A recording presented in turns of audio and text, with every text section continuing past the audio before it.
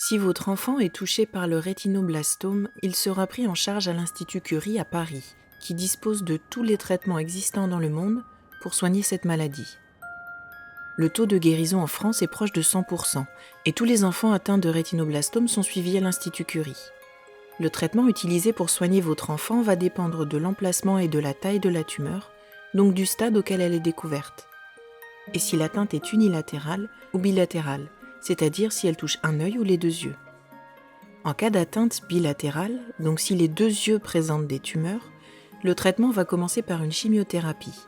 Les médicaments seront administrés à votre enfant par voie intraveineuse, soit par un petit dispositif implanté dans le bras, soit par un boîtier disposé sous la peau au niveau de la poitrine. Ce traitement permet de faire diminuer la taille des tumeurs. Lorsqu'elles sont suffisamment petites, les ophtalmologistes vont pratiquer une thermothérapie. Votre enfant est amené en salle d'opération et placé sous anesthésie générale, comme pour un fond d'œil. Les ophtalmologistes peuvent alors détruire les tumeurs en les chauffant au laser. La thermothérapie peut également être associée à un traitement aux carboplatines. On l'appelle alors la thermochimiothérapie. Lorsque les tumeurs ne sont pas accessibles par thermothérapie, les ophtalmologistes utilisent alors la cryothérapie, un traitement par le froid, qui ne peut se faire que si les tumeurs se situent dans le pôle antérieur de l'œil. Professeur François Doze, pédiatre oncologue à l'Institut Curie. Pour traiter des toutes petites tumeurs, c'est les ophtalmologistes qui les traitent par le froid en posant une sonde reliée à de l'azote liquide et à travers la coque de l'œil qu'on appelle la sclère, ils gèlent la tumeur périphérique et ça peut être fait plusieurs fois à quelques 15 jours d'intervalle de façon à obtenir une cicatrice tumorale.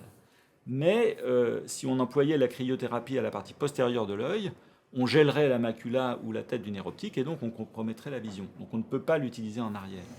Ces traitements locaux sont très efficaces, mais ils peuvent être douloureux et avoir des conséquences sur la vision de votre enfant. Livia Lombroso, médecin ophtalmologiste à l'Institut Curie. Le laser, c'est pas douloureux en post-thérapeutique, donc en général il ne se passe pas grand-chose.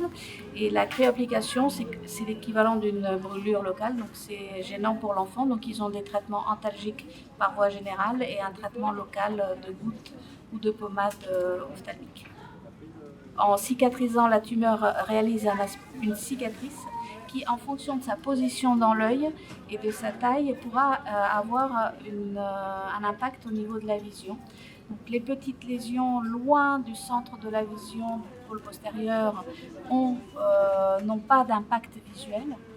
Par contre, les lésions qui sont vraiment au niveau du pôle postérieur ou à proximité du nerf optique peuvent l'avoir. En même temps, ce sont des lésions tumorales, donc on ne peut pas laisser évoluer la pathologie tumorale.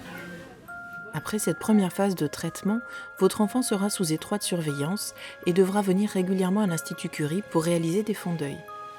Si de nouvelles tumeurs sont découvertes à l'occasion de ce suivi, elles seront également éliminées par thermothérapie et cryothérapie pour les plus petites. Cependant, si elles essaiment dans le vitré, c'est-à-dire dans le liquide de l'œil, il faudra envisager d'autres traitements. 2 possibilités existent actuellement. L'injection intravitréenne et la radiothérapie interstitielle ou curithérapie.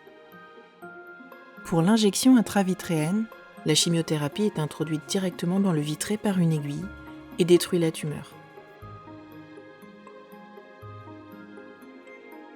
Pour la curithérapie, un disque contenant des éléments radioactifs va être fixé sur l'œil par chirurgie. Le rayonnement radioactif va éliminer les tumeurs. Le disque est retiré lorsque les tumeurs sont éliminées. François Doze.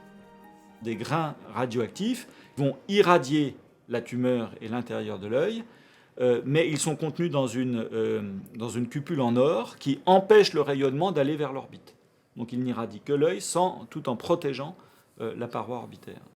Il y a quelques années, pour ce type de rechute, on utilisait la radiothérapie externe, mais cette technique a été abandonnée en France.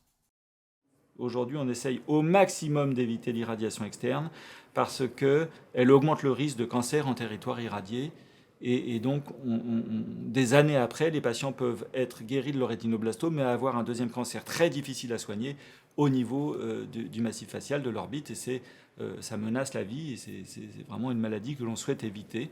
C'est pour ça qu'on n'a plus recours à l'irradiation externe aujourd'hui.